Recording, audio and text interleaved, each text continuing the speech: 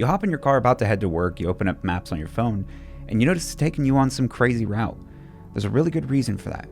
Instead of dumping every single driver onto the same clogged highway, Maps quietly spreads everyone out.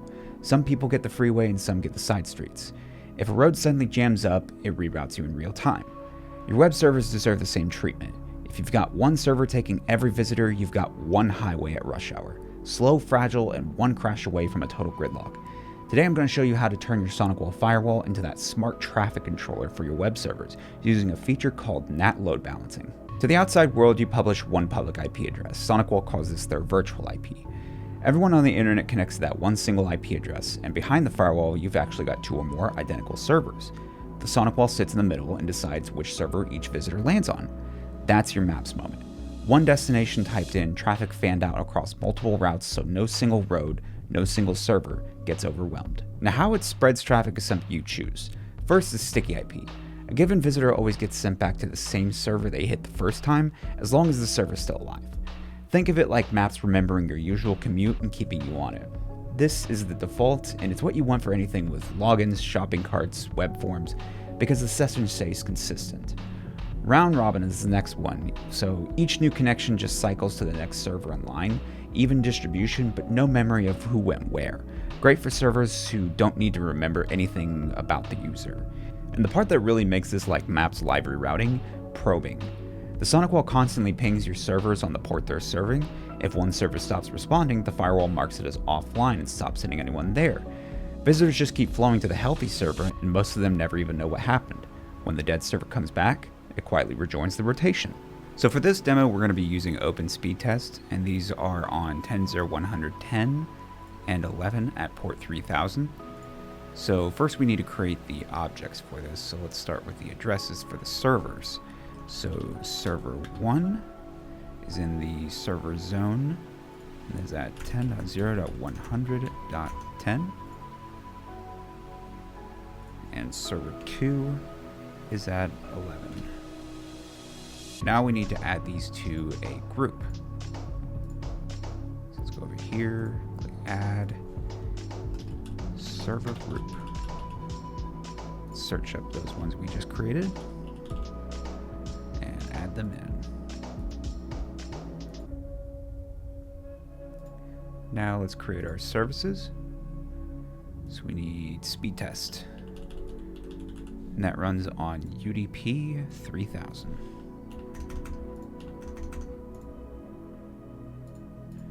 And now we need to create a group for that as well, since we're going to be translating from HTTP to port 3000.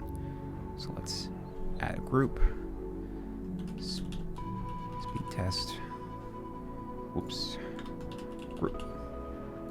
So let's search speed test and HTTP.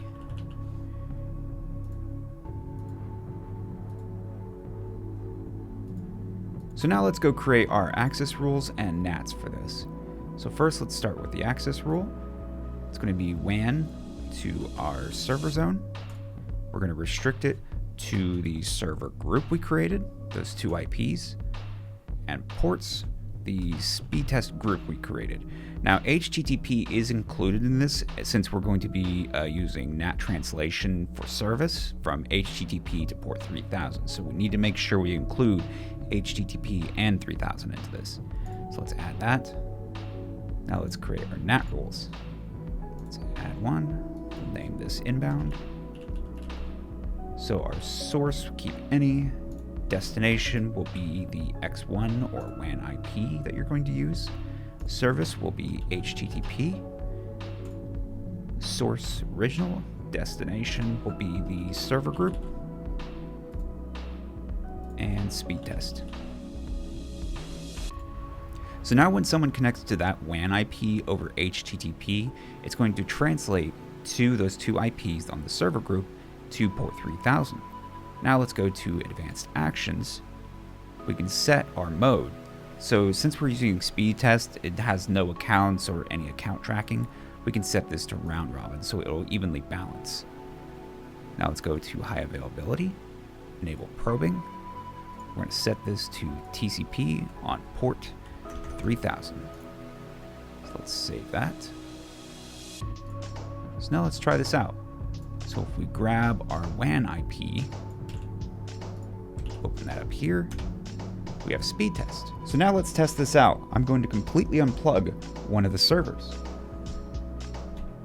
So now it's unplugged, and we still have connection. And this is just the first step in redundancy. Grab a second firewall and you can configure high availability, a UPS for backup power supply, a transfer switch behind it in case you blow a breaker.